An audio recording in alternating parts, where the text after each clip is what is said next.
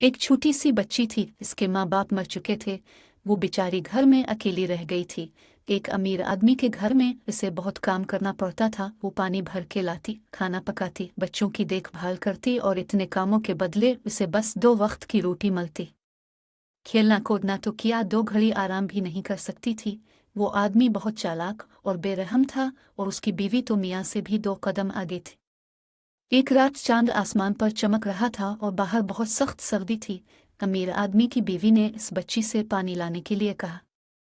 बच्ची पानी भरने बाहर गई। जब वो तालाब पर पहुंची तो सर्दी से इसके पैर पत्थर हो चुके थे। तालाब का पानी भी ऊपर से जमा हुआ था। बच्ची ने बर्फ में सुराख किया और पानी की बाल्टी भरकर घर वापस आने लगी। घर के करीब पहुंचकर वो गिर पड़ी और सारा पानी बह गया।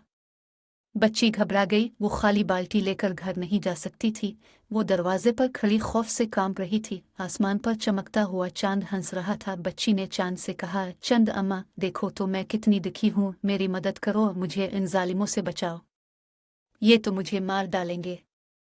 चांद उसकी फरियाद सुनकर जमीन पर उतर आया। वो एक खूबसूरत नौजवान के भेस में था और सफ़ेद कपड़े पहने हुए थे। चांद के बड़े भाई सूरज ने भी बच्ची की फरियाद सुन ली थी। वो भी आदमी की शक्ल में सुनहरे रंग के कपड़े पहने जमीन पर आतर आया। सूरज ने चांद से कहा, मैं इस दिखी लड़की को लेने आया हूँ, इसे मुझे दे दो क्योंकि मैं तुमसे बड़ा हूँ। चांद ने कहा, ये ठीक है कि तुम बड़े हो सूरज भाई, लेकिन इस वक्त रात है और मैं रात का बादशाह हूँ। इस बच्ची ने मुझसे मदद मांगी है, इसलिए मैं उसे अपने साथ लेकर जाऊंगा। चांद बच्ची को अपने बाजुओं में अलिफाटे कर आसमान की तरफ अलिफाड़ गया। जब से वो नन्ही बच्ची चांद में रहती है, जब तुम 14वें का पूरा चांद देखोगे तो इसमें वो हंसती गाती नजर आएगी।